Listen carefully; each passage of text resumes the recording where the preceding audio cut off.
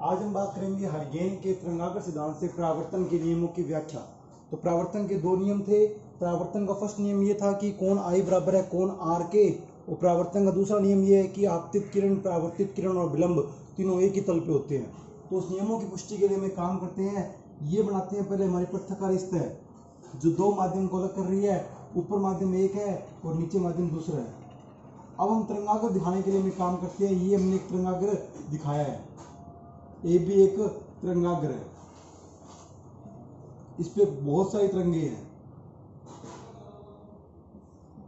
इस तरंगाग्र का बिंदु ए जो है वो पृथ्वी सतह पर जब स्पर्श करता है तो तरंगाग्र का बिंदु बी जो है वो भी हवा में है।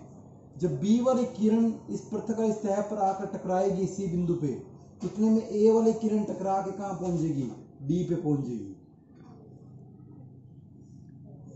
इसका मतलब ए बी आपतित तरंगाग्र है और सी डी जो है परावर्तित तरंगाग्र है।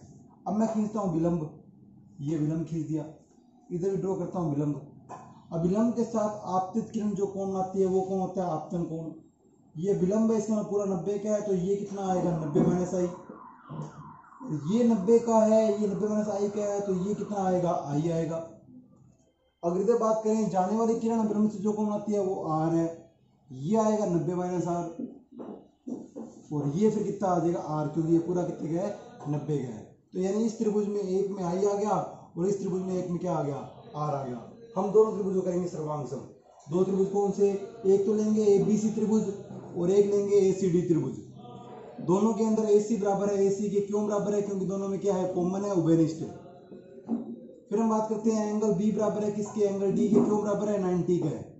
जितने में प्रकाश बी से सी तक चला है उतने में ए से लेके डी तक चला है। ये प्रकाश द्वारा तय की दूरी है। प्रकाश एक माध्यम में एक ही वेग से चलता है, इसलिए दूरी जो है वो बराबर रहेगी।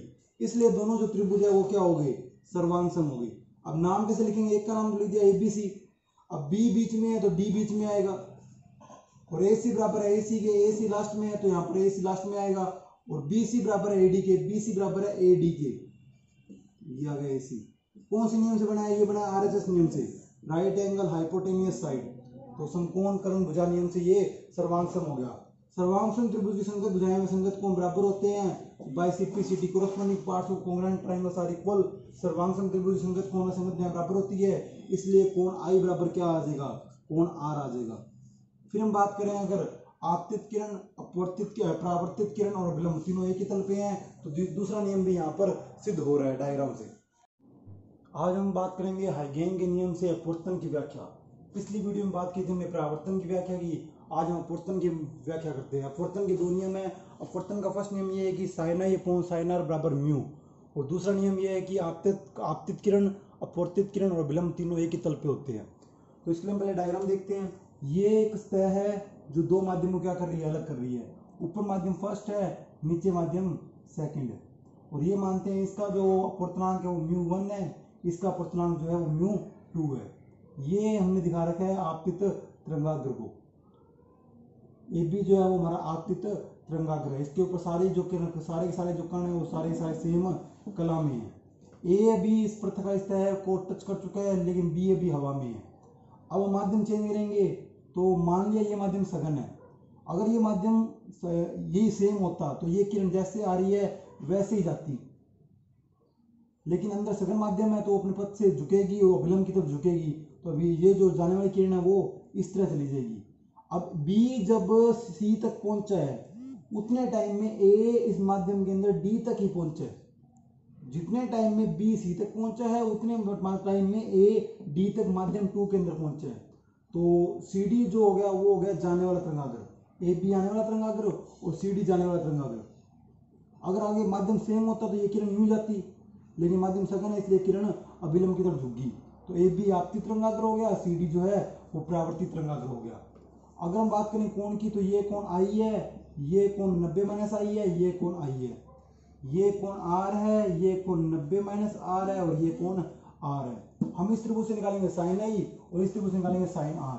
तो साइन आई क्या आएगा, देखो साइन होता है लंब बटा कर्ण, तो लंब बन गया बीसी बटा में कर्ण, कर्ण बन गया एसी। अगर मैं नीचे वाले त्रिभुज साइन आर निकालूं तो आर बनेगा एडी अपोन में कर्ण क्या बनेगा AC। अगर मैं दोनों को डिवाइड करूं sine i upon sine r तो ये बन जाएगा BC अपॉन में AD। BC जो है माध्यम फर्स्ट में चली गई दूरी है प्रकाश द्वारा, तो दूरी बराबर क्या होता है वेग गुणा समय। मान लो यहां से यहां तक लगा t समय, तो यहां से यहां तक भी t समय लगा, लेकिन वेग दूसरा होगा क्योंकि माध्यम चेंज हो गया। t से t कट गया तो क्या आ गया v1 अपॉन v2। तो इसका मतलब sine i upon sine r किसके इक्वल आ गया, v1 अपॉन v2 के इक्वल आ गया। और v1 अपॉन v2 किसके इक्वल होता है, वो म्यू के इक्वल है। तो यहाँ से स्नेल का नियम प्रूव हो रहा है कि आपतन कोण की ज्या और अपवर्तन कोण की ज्या का अनुपात एक नियतांक होता है, इसे म्यू कहते हैं। और डायग्राम से बात करें तो आपतित किरण, अपवर्तित किरण और विलंब जो है तीनों एक ही तल पे है, तो वहां से अपवर्तन का दूसरा नियम भी सिद्ध हो रहा है।